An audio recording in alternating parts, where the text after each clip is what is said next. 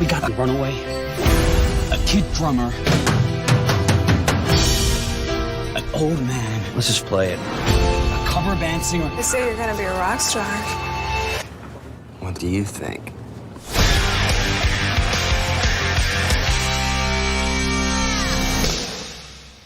Holy shit. I had managed the Scorpions, Bon Jovi, Skid Row, Kiss, but I had never been through what Mötley Crüe put me through. Mötley Crüe, here all week. Funky boys, let's rock the house.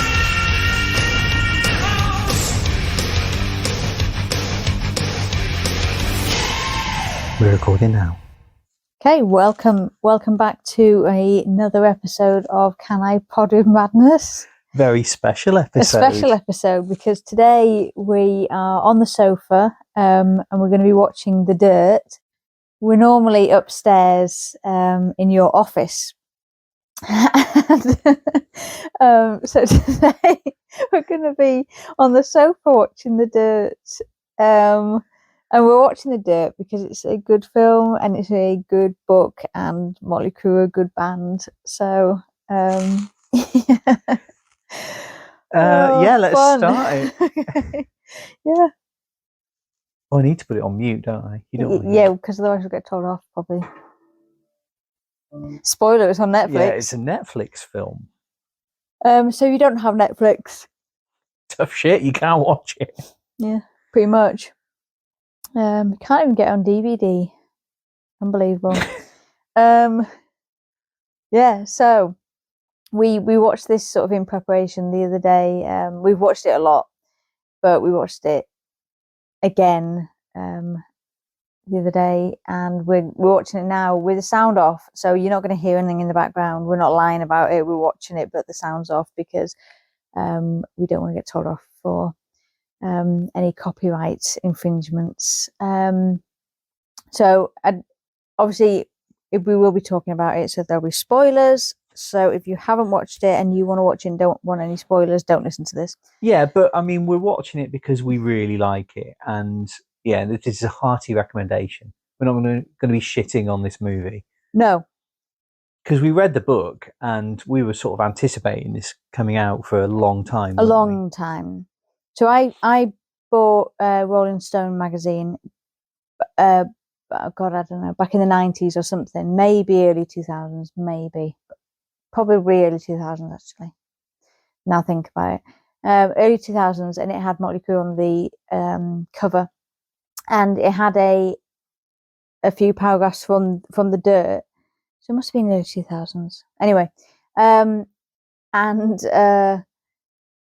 I really liked those few paragraphs, so I thought I'm going to buy that book, and bought it and read it in I don't know, probably about a week, which is really fast for me reading.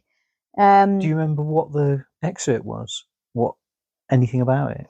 I think it was something Tommy and Pamela related, because obviously they were trying to play to the widest audience. I mean, at the moment on screen, Tommy Lee is, for want of a better word, licking out a girl on a chair at a party in front of everyone. And this is vividly described in the book, isn't it? Vividly described.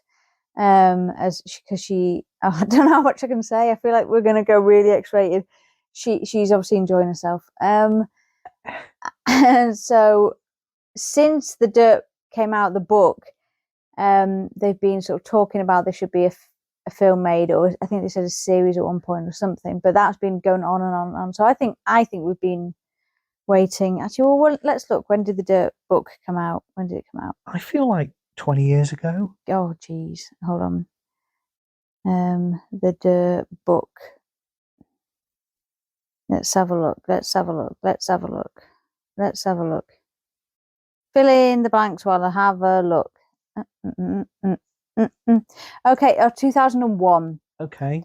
Oh my God, when I said the 90s, I thought, no, wait, it can't be the 90s. That's why I went early 2000s. But 2001 is practically the 90s. Oh my God. Yeah. Right, okay. So were you aware of Mötley Crüe before? Yes. Were you into them? Yes.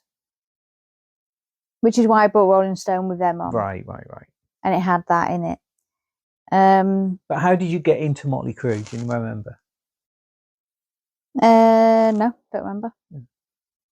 Good story. Well, I'll have heard something by them, and it's Mötley Crüe, so I would have liked what they sounded like. And then anything else you hear sounds good. So yeah, since 2001-ish, I'll bet 2002-ish maybe, we've been sort of waiting for this film to come out. So, and I think we were surprised how good it was, because it could have gone either way. Yeah, it could have been awful. And like when they first started talking about it, and they were saying like it's actually being made, and they were saying Machine Gun Kelly is going to be in it.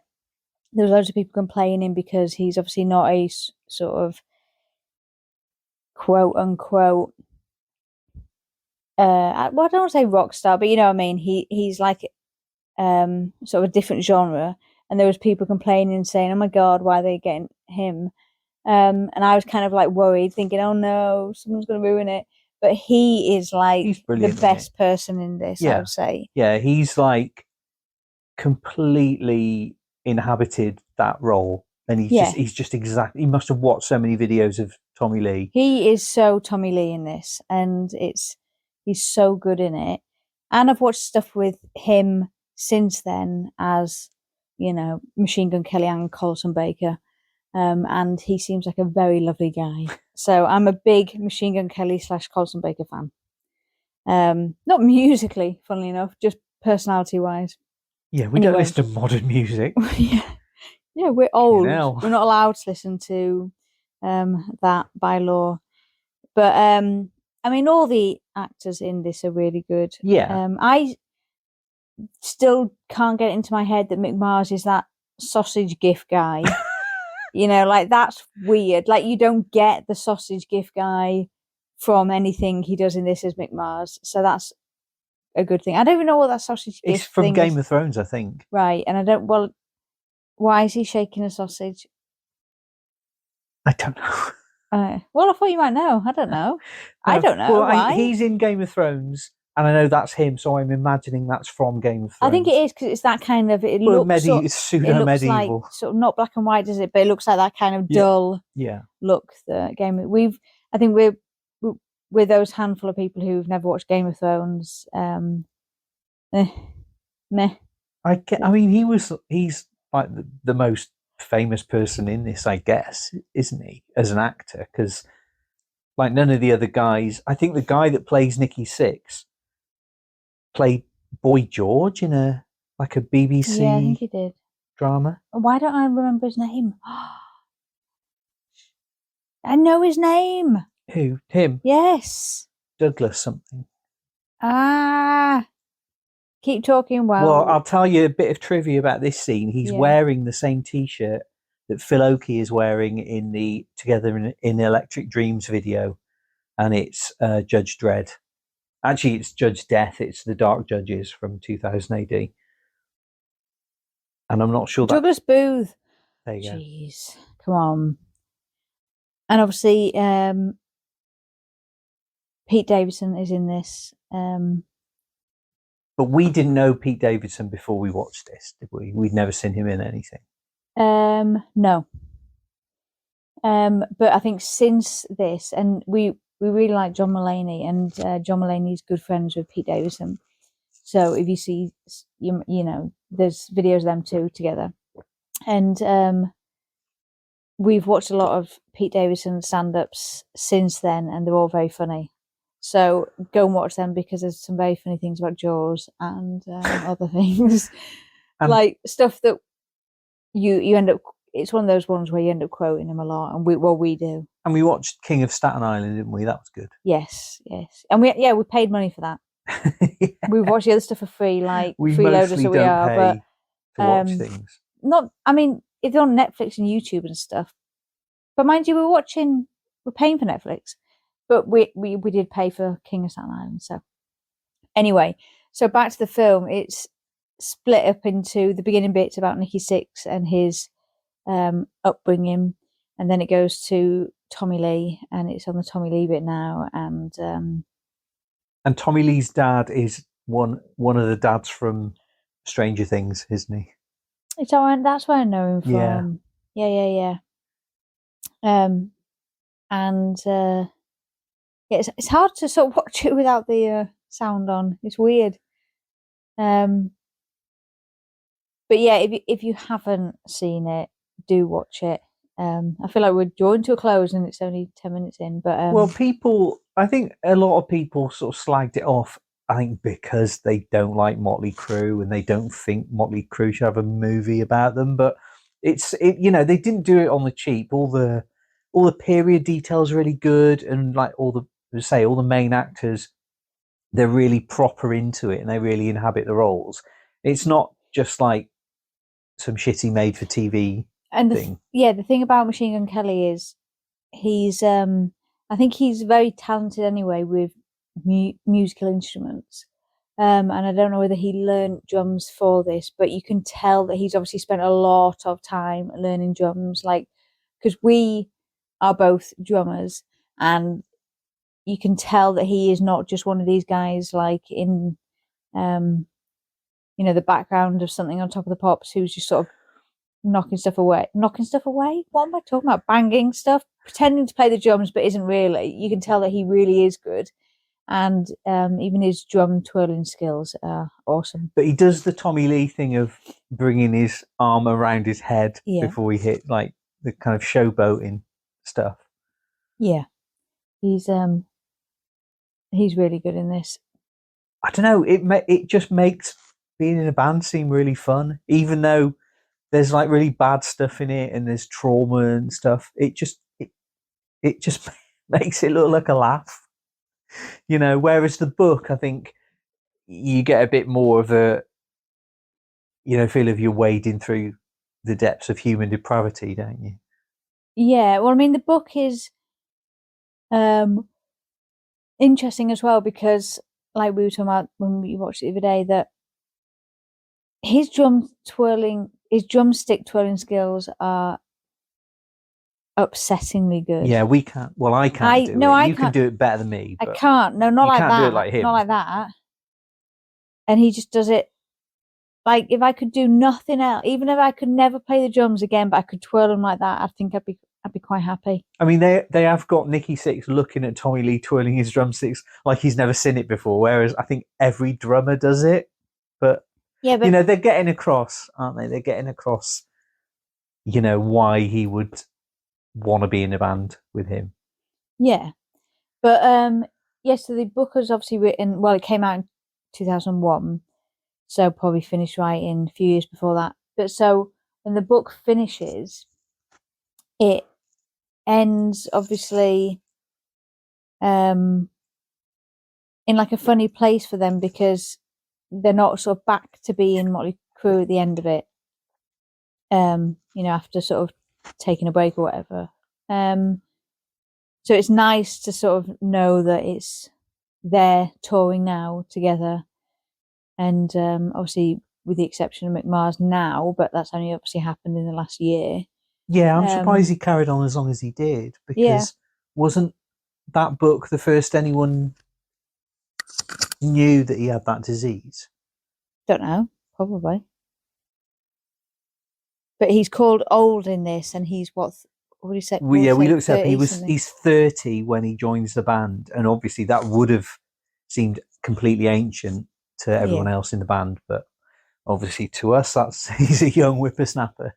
Oh, to be 30 again. Yeah, God. Cut this bit out. I can just keep the interesting bits in. Just have a lean 5 minutes. Just keep the interesting bits in. Yeah, we thought we will, of course, mostly be looking at our collection of Metal Hammer and Kerrang from the period, but we thought we would break it up every now and again by looking at a film or looking at a TV show, things that are definitely in that world, and obviously this is.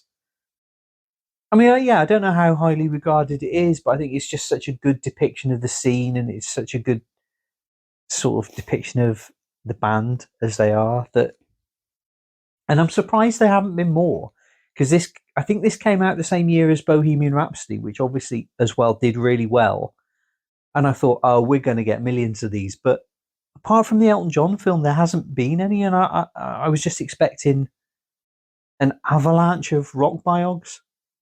Yeah, but featuring who?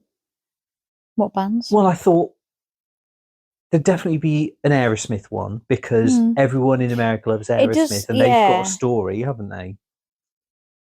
I mean, Kiss, maybe, you would think Gene Simmons would be, seeing dollar signs and thinking we can definitely do this, no matter how much he might want to keep some of the stuff about Kiss, behind closed doors. It's like there's money to be made. That is weird, because an Aerosmith and a Kiss one would be really good. Yeah, and they'd obviously do well. I mean, they talked about a Led Zeppelin one for a long time, but I don't know if that is going to happen anytime soon. There's been lots of Beatles movies, but there's never been an official one, so they've never been able to use the songs. Is it Beatles? Is it? That's the Monkees. Is it Monkees? Oh, well, I mean that's different because obviously the Beatles made Hard Day's Night and Help, but that was not really that was just what they were doing as a band, But there's never been a story told where they were allowed to use the music, and there was a David Bowie movie recently, but they weren't allowed to use the music, so people thought it was a bit shit. And there's been a Jimi Hendrix one where they weren't allowed to use the music. I'm supposed to the Elvis film. Well, yeah, I'd completely forgotten about that. That is only recent. Yeah, we should probably watch the Elvis movie at some point. We should watch the Elvis movie. And obviously there was the Doors in the 90s, but yeah, I was just thinking in the wake of especially Bohemian Rhapsody, you would just get a ton of these movies. But no, obviously it happened just before COVID, so maybe loads of movies got sort of shelved at the time. So you had an issue with the casting, didn't you?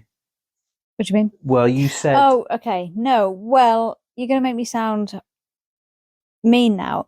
The guy who plays Vince Neil, nothing... Like, he's good at it. He's really good. But Vince Neil in his heyday... also now, but in his heyday... was exceptionally pretty. I think we can all agree that. He was Bret Michaels level of pretty, wasn't he? He was, a very, very, very pretty man. I still sort of visually get those two mixed up a bit, as in a young... Yeah, but the guy in The Dirt playing Vince Neil at this time just isn't, for me, quite as I think because the others are so sort of spot on that it's just a bit like... Well, Nicky Sixx is way prettier in this than he is in real life, isn't he? Whoa. That is harsh and unfair. I mean, isn't Douglas Booth is, he's a good-looking guy, isn't he? Let's face it. But, yeah, so in this, Nicky Sixx is like a lot... I don't want to be mean. There's nothing wrong with the guy playing Vince Neil. It's just that anyone in this. Vince Neil has a very, very sort of particular look in that time. And that's part of his character as well. His character in this and in real life is that he just fucked half the population of LA. Yeah, and I'm sure that guy, he is called Daniel Webber. But let's look at Vince Neil in like 80s. 1980s images, because like he's just full lips, chiseled look. He looks like a you've all seen him. Well, if you listen to us, you know what he looks like. A lot of these guys, it's hard to tell exactly what they look like because they've got giant hair and they've got tons of makeup on and they've got weird clothes and stuff. Yeah, but that's what you're alluding to. that. Well, you pointed it out. No, but in private, because you're making me sound like a bitch. Because you're making me sound like I'm saying he's ugly. I'm not saying that. No. I'm not saying that at all. He's a lovely-looking guy, and I'm sure he's a lovely-looking man in real life, and I'm sure he's a lovely human. I've got nothing against him, but just for me, because Vince Neil is so ridiculously looks like that in the 80s, that it just, for me, didn't quite match what I was expecting someone to look in playing him. That's all I'm saying. Yeah. And when you've got that guy playing Nicky Six, it unbalances it slightly. Yeah, because he's damn fine. You know? Like, whereas, but I mean, he probably wouldn't be he's a good Nicky Six, isn't he? He's a really good, so it's hard to, you can't say he would have been a better Vince Neil, because I don't think he would have been. No. But, yeah, in terms of what he's actually like, in terms of an actor and the story, he's, like, they're all spot on. The weird thing about The Dirt is that Pamela Anderson is not featured at all. It's like she doesn't exist, weirdly. Obviously, that's probably better, because I'm sure she doesn't want to be included in this. They don't get to that point, do they, in the timeline? I don't know. Right at the end. Right, yeah, right at the end. But I mean, it would have made the film another half an hour longer, and I guess. It's, this is a film about Mötley Crüe. It's not about. I mean, obviously there is Pam and Tommy on Disney Plus here. I think it's on Stars. I enjoyed Pam and Tommy, but then we watched Pamela Anderson's. Was it a film or the was documentary it like a on Netflix? Yeah, I think it's called Love, Pamela. And I didn't realize that she didn't know anything about Pam and Tommy, and so that since watching, I really liked it watching it. But since watching it, I felt guilty about watching it, because retrospectively it makes you feel a bit bad. Yeah, because she didn't know anything about it, and I assumed, like I always assumed, that if you're going to make a film about someone and use their, their likeness, their name, their story, you would at least let them know. But apparently that didn't happen. So, but the thing with that I wouldn't watch it again now, knowing that. But she comes out of that better than anyone else. She does, but it's very sympathetic towards her. It's just But I feel like my allegiance is to her, and had I have known that she didn't know anything about it, and that she wasn't happy about it, and her kids weren't happy about it, I don't know whether I would have watched it. But I watched it not knowing that. And I think you would have done. Shut up, man. But that's good. I mean, that's like a companion piece to this, really, isn't it? Because it's like nothing in that is covered here, even though all of that is covered in the book, isn't it? Because Tommy Lee writes about their sex tape and stuff, which we've not watched ever, never. When we met, you made me watch that. I was not. Why? We've never watched it. We've never watched it. We've never watched it. It's a moment we've in never time, watched isn't it? It was in the zeitgeist. We've never watched it. I don't know. I assume I know what it's about because of what's been said. Never watched it. Definitely don't quote bits from it to each other. Don't know it well. Definitely wasn't watched a few times. I don't know. I don't even know what it's about. But I'm assuming it's a sex tape, given the whole hype about it's a sex tape. You were always a big fan of Pamela Anderson. I was always a big fan of Pamela Anderson. I remember once I had lots of pictures up in my room of Pamela Anderson, because she was in. I mean, any gentleman or ladies, sexist, listening who may have been around in the early 2000s. She was in GQ, and you probably would have got it.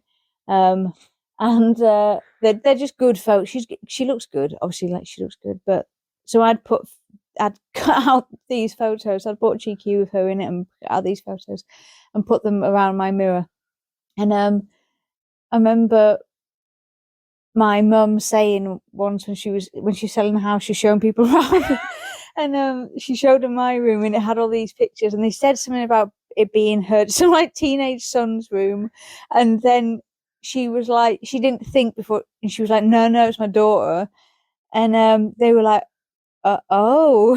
And then I think there's just like a bit of an awkward silence, and I always think about that and just think how funny that is. But you didn't fancy her, or did you? No, I just think she looks good. She just looks good. You're looks the really only woman I ever met who liked her, because obviously in the 90s she was, you know, hot shit, and like every girl you'd ever meet would be like, oh, she's an idiot, she's gross, she's, you know, you'd hear that kind of thing. Yeah, never didn't like her. What's not to like? Did you watch Baywatch? Occasionally. I always actually think about Baywatch, weirdly, because there was one episode where obviously it was the 80s, different time, but so a lifeguard pulled someone to shore and I think gave him mouth to mouth, and it turned out that the person they were giving mouth to mouth with had AIDS. And so then there was this big thing of, oh my God, have we got AIDS now? We're giving them mouth to mouth. And so then like there was this whole conversation about AIDS throughout it. And what I remember is that this lifeguard created like this, he sort of carved a bit out of the I don't know what you call it, that big red thing that they carry in the back, the big plastic thing that keeps them afloat. Yeah. So he carved a bit out of that would hold like a mouth sort of protector thing, so that in any situation there would always be that you could then take out of that quickly, put some over someone's mouth and give them mouth to mouth safely, or you know, the same as without it, because we know you can't get AIDS from that. I'm not saying that obviously, but that was the storyline. But like I always think about that, because they're obviously hollow, aren't they? Yeah, but so how would you carve out? And it was just, and I always think about this. Unless it was like they carved polystyrene. No, well, I don't know. And if they then I can stop thinking about it. I thought they were plastic. 25, 30 years later, because I genuinely still think about it to this day. Well, we should watch that episode. So he carves out this little square, and I remember the time thinking, aren't they hollow? In which case you've got about 5 millimeters of plastic, and then it would be, unless like he carved it out and he put some sort of like inner thing and then that, but it was, yeah. I bet there's like Baywatch fan forums that like really maybe get into this. But maybe I've misremembered it, and I've done that thing where you weirdly sort of create something. But so in answer to your question, did watch Baywatch and have not stopped thinking about that one minor detail for the last 30 years, because that's what I do. Did you ever watch Baywatch Nights? Baywatch Nights, I don't know, maybe, but nothing religiously. No. I think had barbed wire on video, didn't I? I can't remember. Oh, did you? I think so. And honestly, I think, I mean, not to sound like a perv, but I think I only watched the beginning bit where she does that sort of pole dance routine and then didn't watch the rest. Like, and I just doesn't she got bored after that. Aren't they playing Word Up by Gun? Yeah, Word Up, yeah. So I think Scottish rockers Gun. I just watched the first 5 minutes where she does that, and then so I am sorry, Pamela, for not respecting your art, but I did just watch the that bit. But yeah, back to the dirt. I can't remember. Oh well, obviously Pamela Anderson. That's how we got into that subject. But there's a bit at the moment where Machine Gun Kelly / Colson Baker is posing like next to a big sort of hot dog, and there's the actual photo of Tommy Lee. I mean, all these photos are in the book as well. Pose it, and it's like he gets it spot on. It's proper funny. You know that video of them where they're sort of riding around on motorbikes, talking to the camera, and then like Vince Neil's in like a hot tub. Yeah, driving around.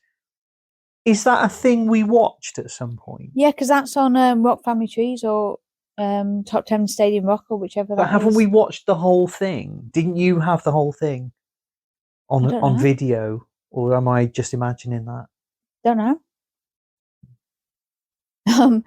Pete Davidson's just come into it, and he is very funny. in Yeah, he this. plays it like a 12-year-old, doesn't he? He's like Pete Davidson is so good. Like it's so easy to kind of dismiss him as a as just a sort of a goofy sort of stoner guy, but there's so many boobs in this. So if you like sort of boobs, Sort of. if you like boobs, go and like watch. I mean, I'm I realised I've used the word boobs, but it felt a bit crude to use the word tits at that point, so I went with boobs. But it feels, I don't know, pick your word. If you like those, you get a few men asses in it, but it's mainly boobs. You get lots of boobs. Obviously, like when we went to see Mötley Crüe, obviously Tommy Lee had his titty cam. I mean, I'm not a prude, but oh god, come on. Was that every tour, or was that just that tour? I don't know. I think as soon as cameras were available to sort of shoot into the crowd like that, I think that would have been the first thing. I remember when we first met, you had a video of Mötley Crüe live, and it was Tommy Lee wasn't in the band. It was the girl. It was the girl from Hole. Yeah. And I remember sitting and watching that with you. Yeah. But when we saw them, it was the original lineup, wasn't it? Yeah, it was. So yeah, I know what I've been meaning to ask you. Right, they're they're touring at the moment, aren't they? Yes. Didn't like maybe 5 years ago they signed something to say that they would never play live again? Didn't they promise? Yeah, this is definitely our last show. I think so. And they signed but in something. It's probably in the same way that Kiss is final. They keep having final tours, don't they? I think we've mentioned before, but if you haven't seen Kiss live, go and see Kiss live. You will not be disappointed. Even if you're not fans of Kiss, like why would you not be? But even if you weren't, I would find it hard to believe that you didn't have a good time. It's something to see, isn't it? It's like, to see a classic Kiss live show. It's Kiss, isn't it? Come on. But yes, in the film at the moment they're in. Would you call it an apartment flat? Yeah. In obviously in England you call it a flat, but Daly Roth's briefly in it for one moment. It'd be good if Daly Roth was in it a bit more. Although they do have Ozzy in it, but the Aussie scene is great, even though he sort of drifts towards an Australian accent. The guy that plays Ozzy like looks exactly like him, and he's I think for an American to do a British accent, particularly a Brummie accent, is always going to be tricky. But he's mostly really, really good. Yeah. And that's the classic scene from the book that everyone remembers with him. Snorting ants. Licking piss. Doing all the things that a good rock star would do. Yeah. Well, guess it's what you want. I mean, in this, Mick Mars says, I fucking hate Kiss just now, and I refuse to believe that's true. Yeah, but Mick Mars hates everything in this. Yeah. True. I remember in the book, I really need to read the book again because it's been like 20 years. But one of the things I remember is him saying, "Oh, I think I auditioned for Poison or one of those other shit bands that ruined the 80s." I can't imagine Mick Mars in Poison. Although maybe I could, actually.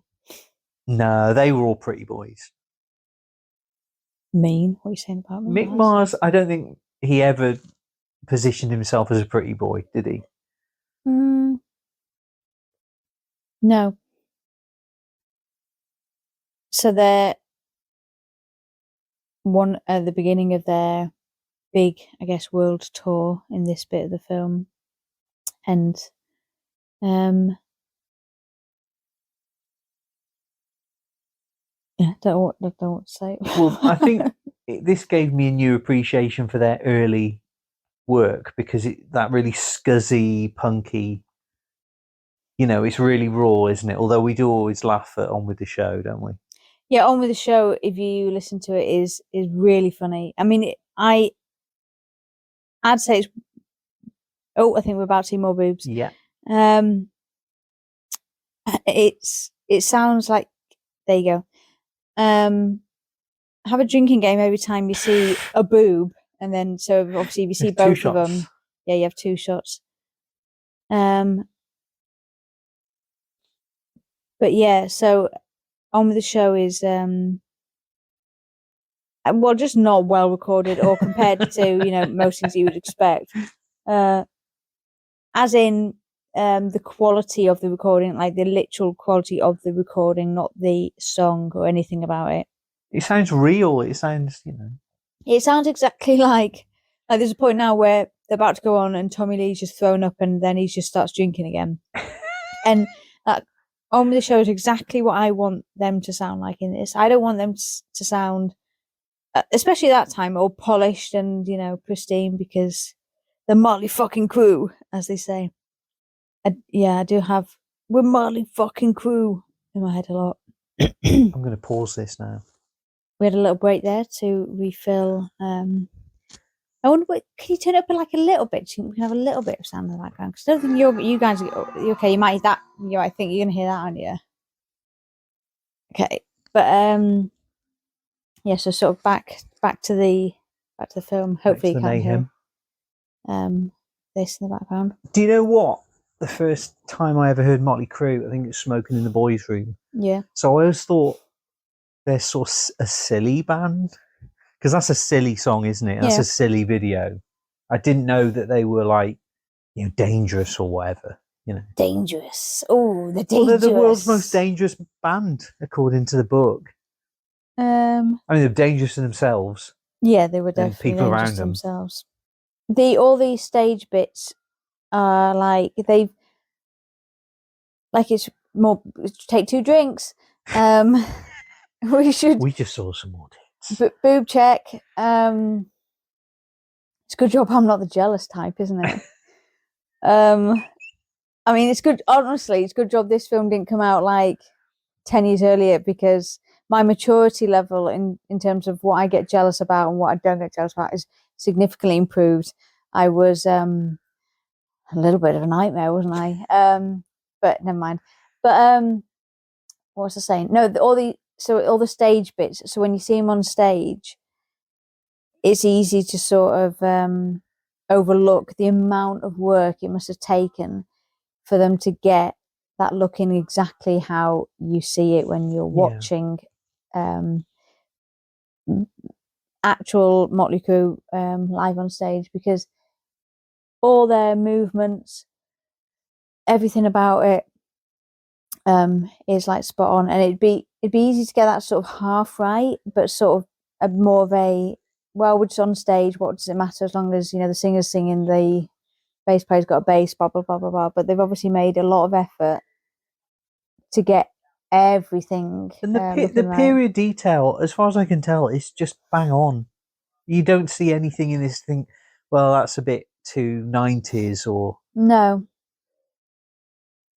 Apart from when they're in the 90s. Well. And they have super 90s look about them. But Kylie's got his undercut. I really like when Nicky Sixx has got those sort of slightly different haircut, and he's got like those big glasses on. He's got the soul patch. Yeah, I actually really like that look on them all. I think it looks good. And so in the film, Ozzy's just come in and he's got money sticking out of his arse. And I can only imagine the utter hell it would have been if you turn up at a motel or wherever they are, and you've just come from a nice little break, and Mötley Crüe and Ozzy are there. Like, absolute worst situation. Like, it's bad enough, in it, if you go on holiday and there's a dick, or like one of those families that you just think, oh, for fuck's sake, you see them on the plane and then they're there at your hotel and they're the loud ones. Although I sometimes think our family's the loud ones when we go out, but if they're those ones, that's bad enough, isn't it? But for it to be Mötley Crüe, like actual Mötley Crüe, in their heyday, and Ozzy in his heyday. I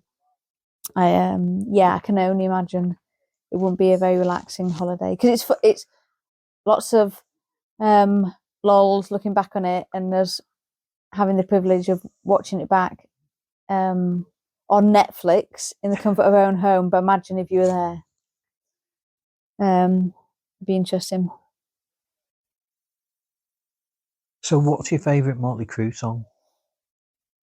And And like, do you think of the albums as distinct, or do you just see it all No. as this is all Mötley Crüe and I like certain songs? Yeah, all Mötley Crüe, and I like certain songs. I really like On With The Show because of what we were saying. Yeah. And I like Live Wire. And I like The Dirt, the song The Dirt, which obviously was a new song for this film. And I think, again, it's like you sort of waiting for this film, and you're really looking forward to it, but then really like worried that it's just not going to live up to everything that you've built up to in your head, and it really did live up to everything. And then they also released The Dirt, the song, and that is a really good song. And even like, I'm sure there's people who don't like it because it's got Machine Gun Kelly doing his bit in it, but I really like that bit in it. It's really good. Yeah, they didn't play that bit on the radio when. No, Planet says, Rock I used to listen to, and they didn't play. Yeah, that Machine bit. Gun Kelly says nice big tits in the song, but there's, as the film shows, there's lots of them in the narrative. You can't cut tits out of the Mötley Crüe story, because then it wouldn't be. There wouldn't be much else left. Well, it wouldn't be honest, would it? So at the moment they're showing the sort of recreation of the Looks That Kill video, and at the end they show a couple of like one of the girls sort of side by side with the actual video, but all of their everything that they're doing is exact to the actual video. So it's just the amount of effort that's gone into it is, like I say, it's not half-assed. It could have easily just been a sort of a bit of an embarrassing sort of pastiche on what you'd expect. Well, there were some articles when it came out that people are unhappy because of the way women are treated in this film, and I just thought it was hilarious to imagine that there could, in some universe, there's a version of this film where they depict them all as feminists and really nice. But also, it's stuff like that is, I get what people are saying, and I get that it's important to sort of say that, and the world is a different place now, and expectations are different and stuff. But I think it's also important to remember that a lot of these girls would have been very happy to have sex with Mötley Crüe at the time, and they wouldn't have felt themselves being taken advantage of. If I was the right age at that time, I would have happily done that, and I wouldn't have felt taken advantage of, and I wouldn't be looking back on it thinking, oh, that was a shame that time. I'd be dining out on that story for the rest of my life.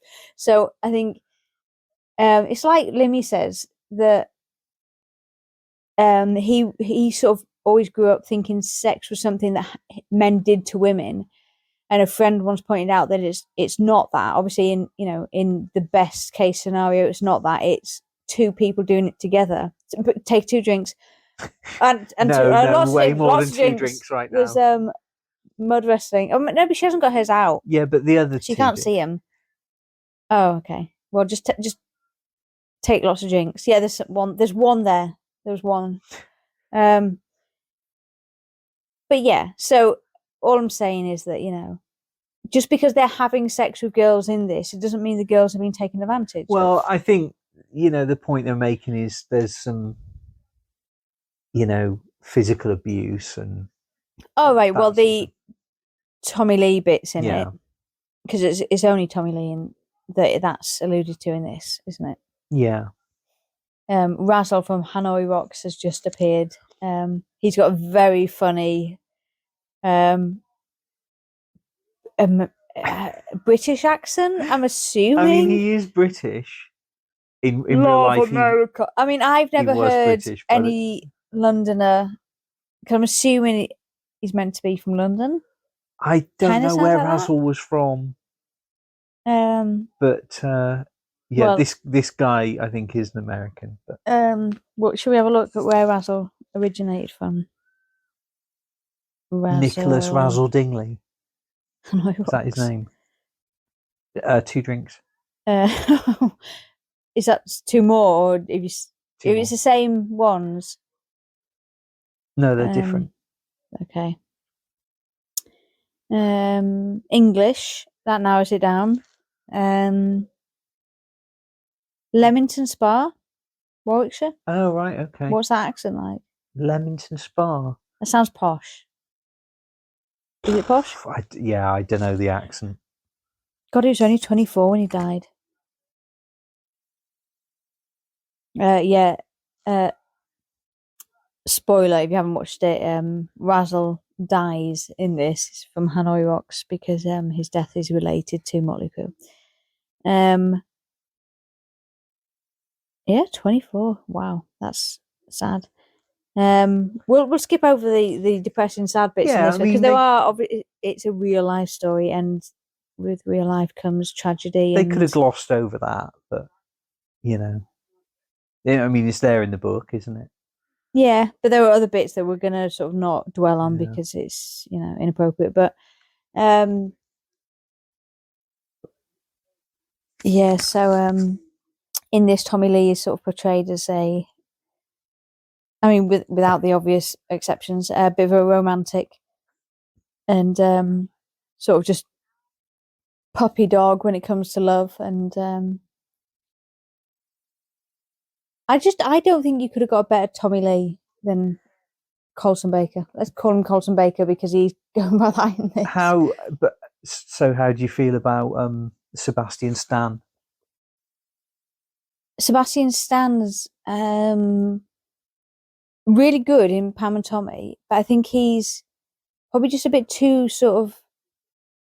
I'm gonna accidentally insult everyone here, but not like, I think he's a bit too mature. Whereas Colson Baker's got the right kind of, Tommy Lee, crazy, Yeah, he's like just a fucking Labrador, yeah.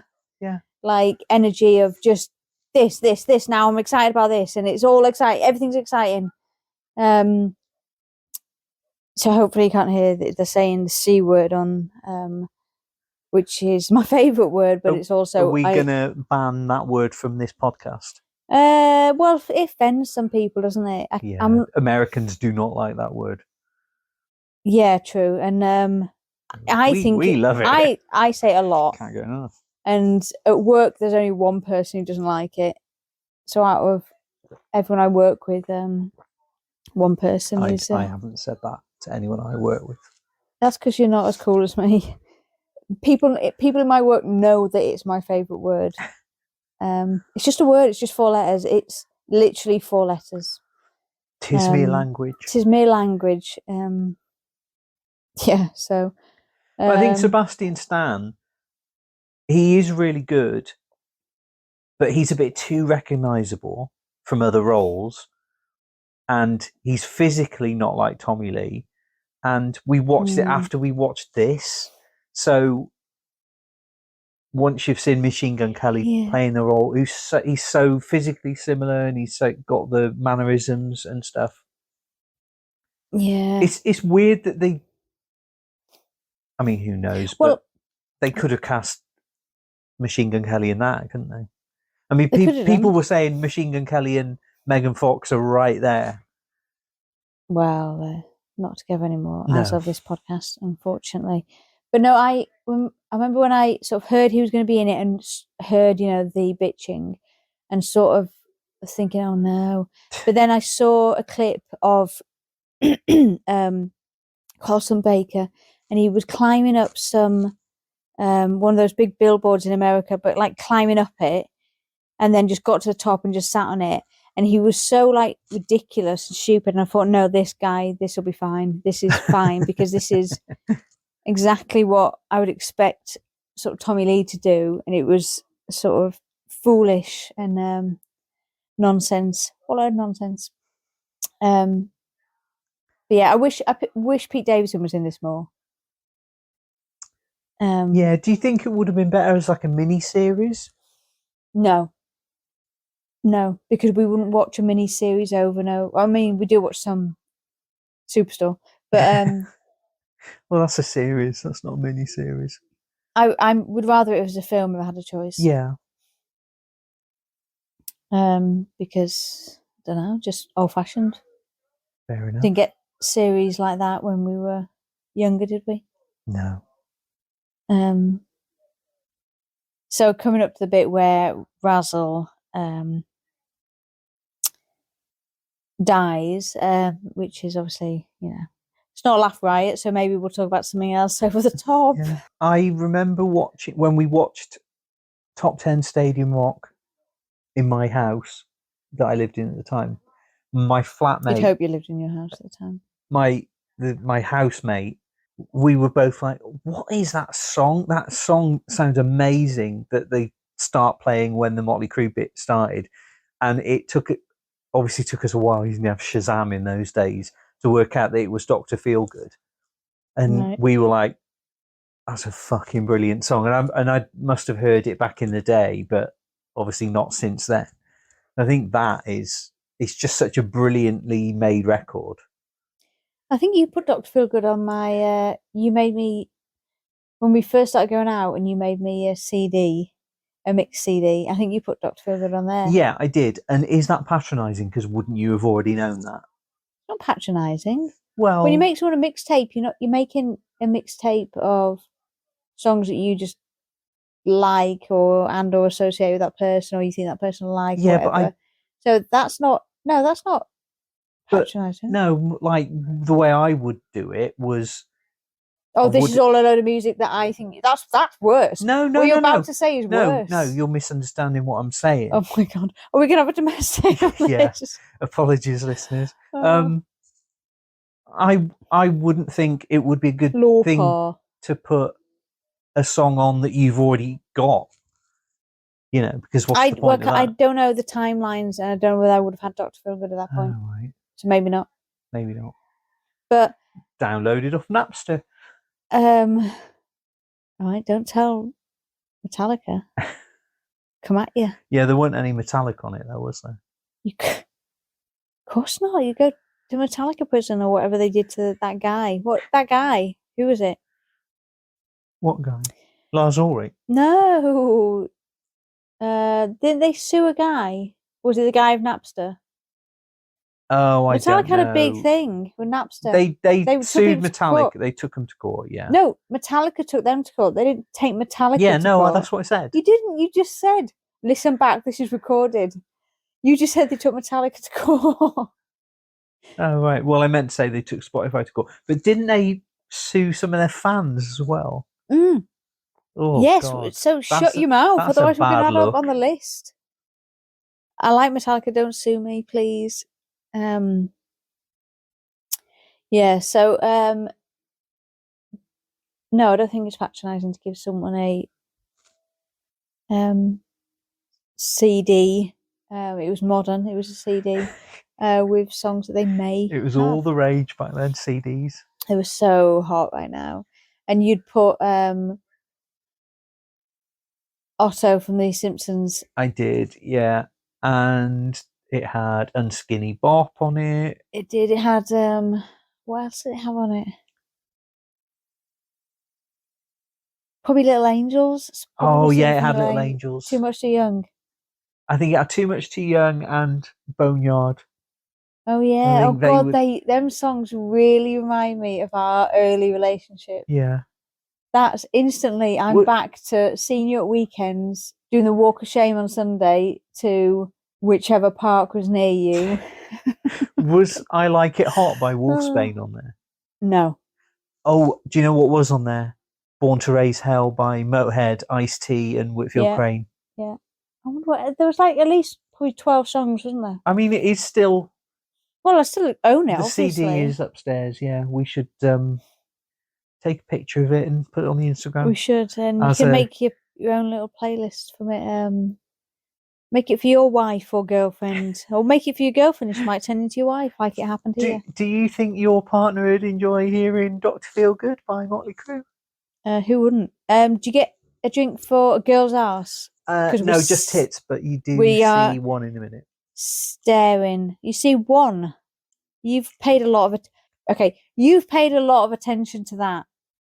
You, because I don't even Did remember you not that. know that there was bosoms in this? I was more You were more focusing on the heroin, the heroin. You're meant to be looking at Nikki Sixx, who is discovering heroin. I really can't say heroin. It's one of those words. Even when I slowed it down, heroin is. It comes out as heroin. It's hard. Say it. You say it. No, Heroin. okay, fine, whatever. I mean, this is a thrilling listen, isn't it? It's easy for our it's easy for some. subscribers. I want to be relatable, and like there's some words that I can't say, and heroin is one of them. But luckily enough, you don't have to say it that often. Call it H. Or do you think people think you mean H from Steps? They might do, and I'm obsessed with H from Steps, but don't want to get those two mixed up.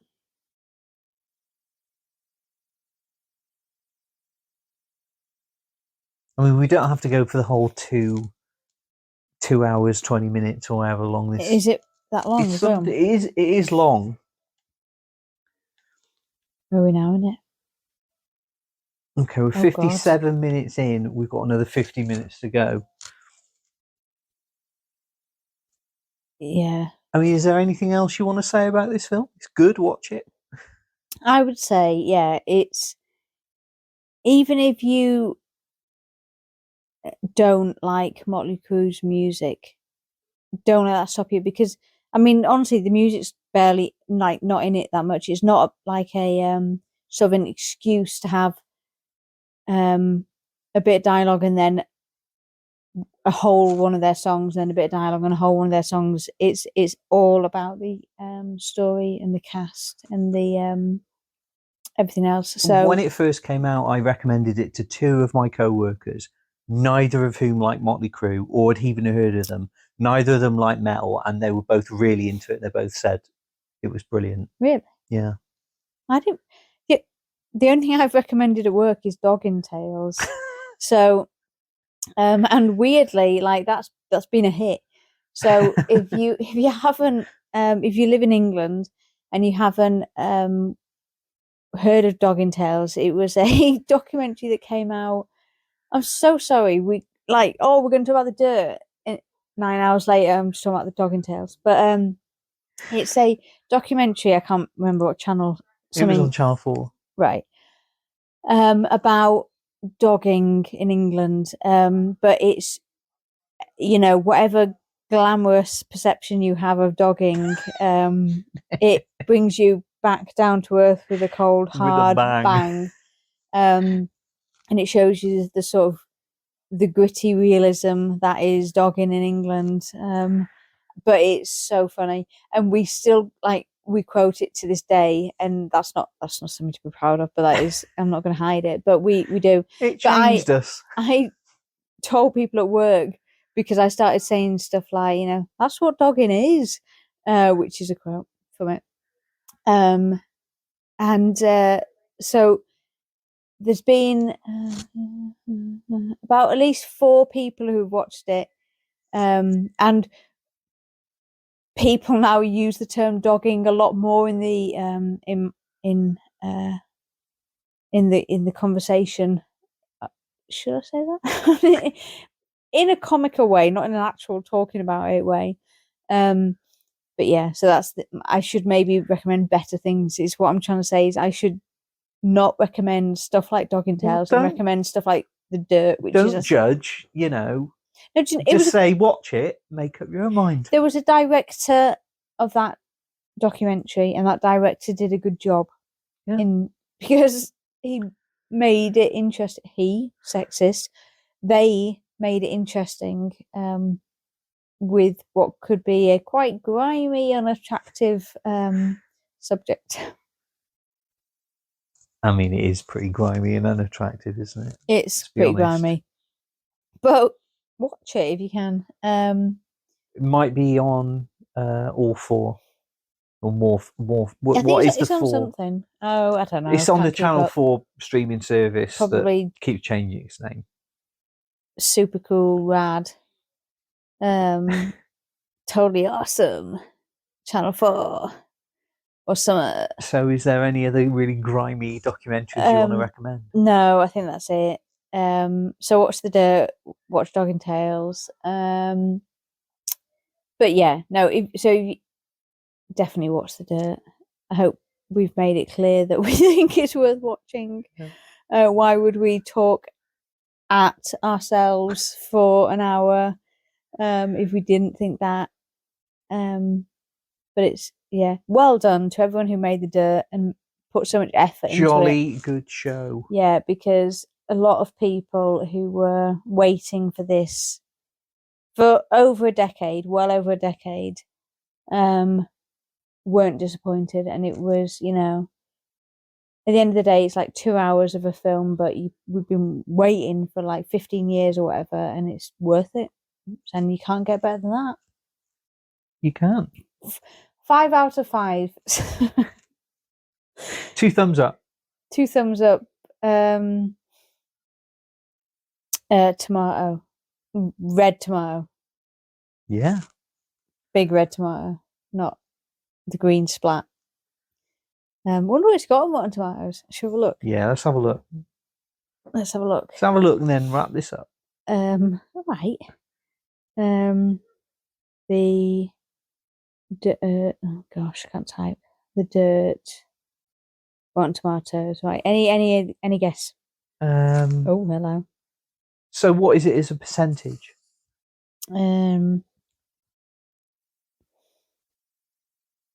Yeah. I can't see it having less than 80.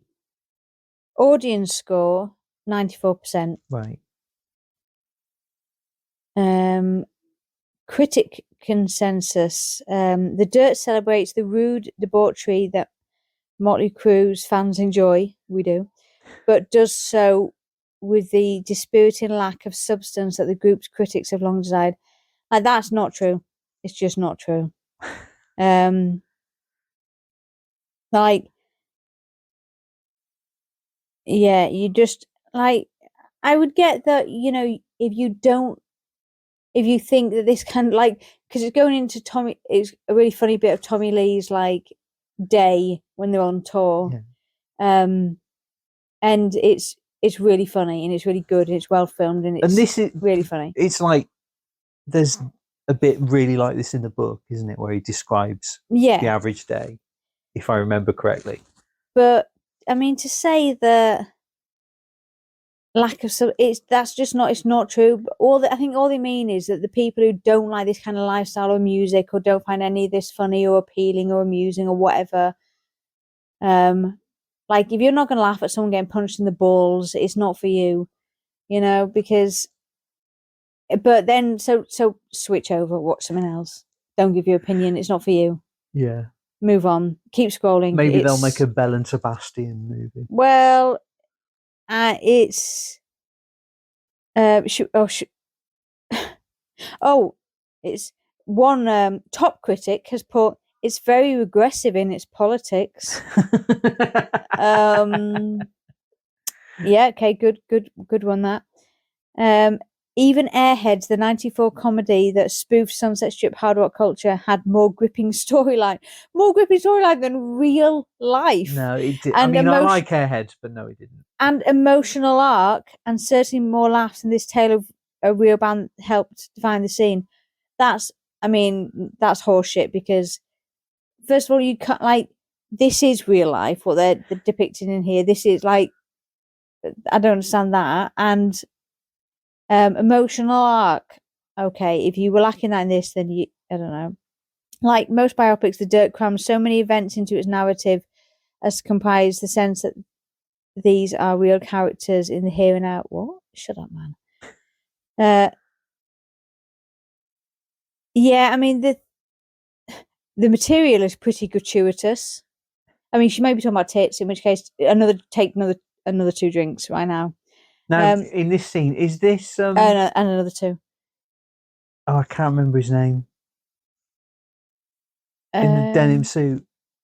Oh, is that Ron Jeremy? That's who I'm thinking, yeah. Everyone knows Ron Jeremy. I think it's either him or someone who's It looks like Ron meant Jeremy. to look like him. If you get queasy easily, definitely just watch Pete in Set It Up instead. Oh, what set it up? I don't know. Why don't we know about that?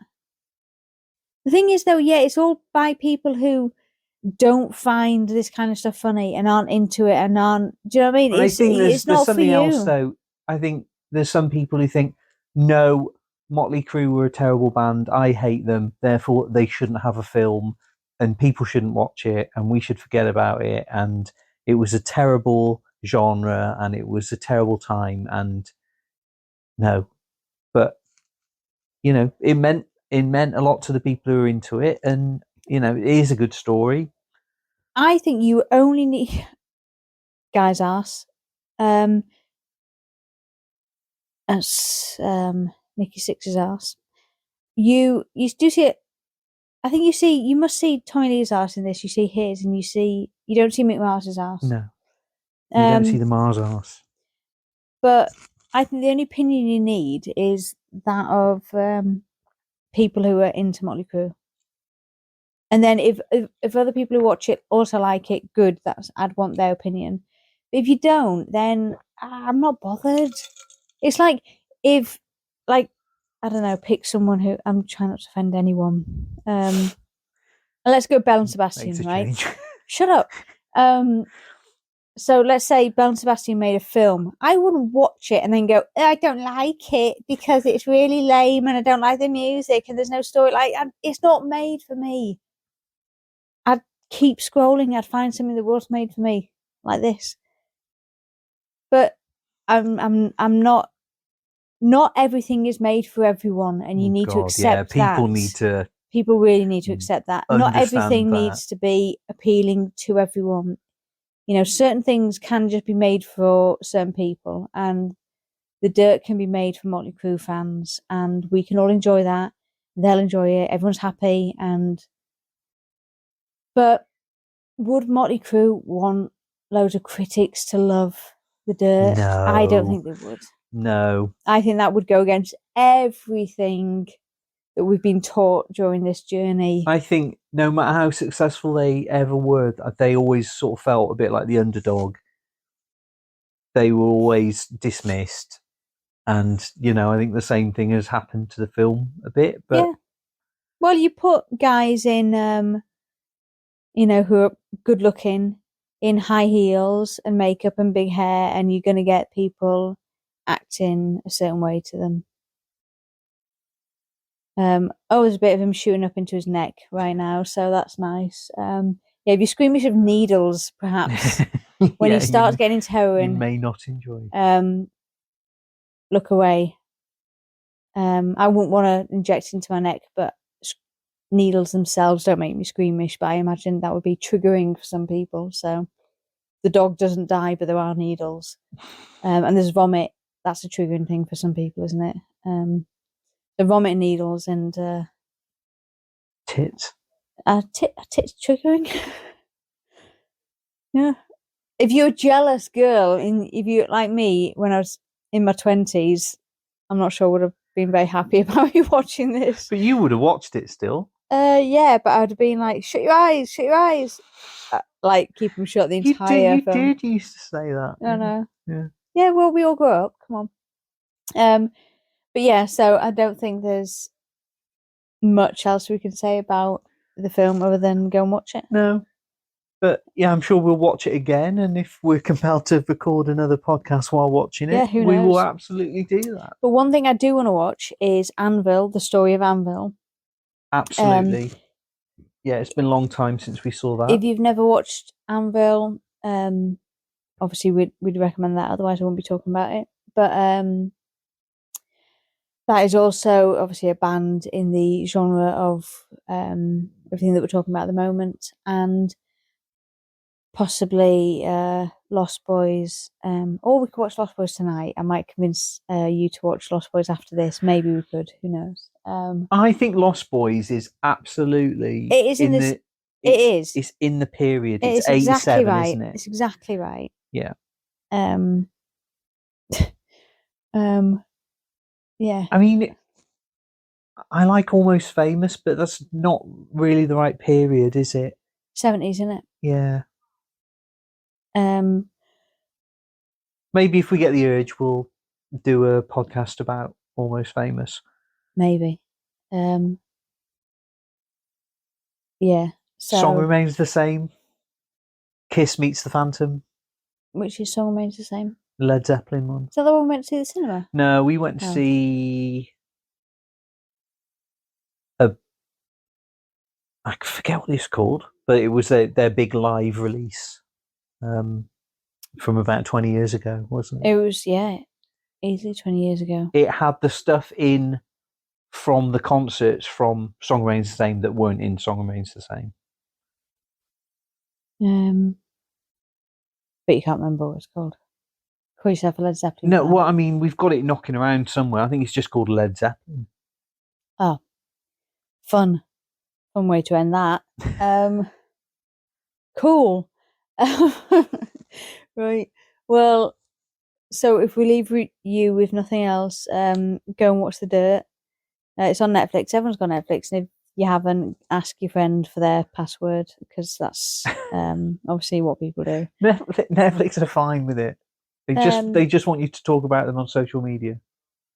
Yeah, just tag Netflix. Would they be okay with us saying? I don't know. I don't know. Don't tell them. But everyone does it. We don't. We pay for ours like losers because It's we're not- easier to pay. yeah. I'd be scared of someone changing the password and then just not being able to watch it one night and then being literally stuck for something to watch, and then I'd panic. Again, needles. Look away now if you're not into needles. All And right. obviously, if drugs are a trigger, I would say don't watch it, because that's so vomit, needles, drugs, and Tits. tits. I think everything else is probably as you'd expect, but if you've got an issue with any of them, they're heavily in them, so maybe give it a swerve if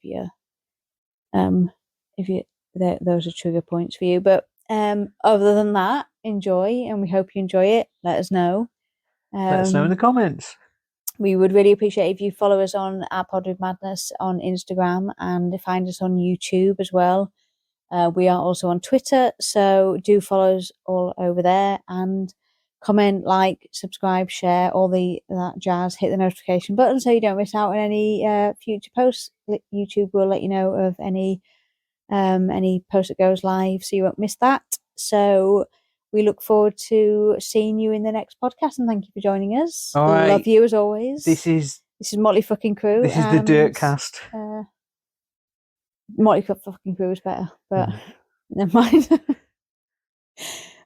Bye. More sex, more tax, more blood, more pain, more threats, more fast, torn jeans, cocaine, more pretty strippers with the big red lips, making big tips, showing up the nice big tits.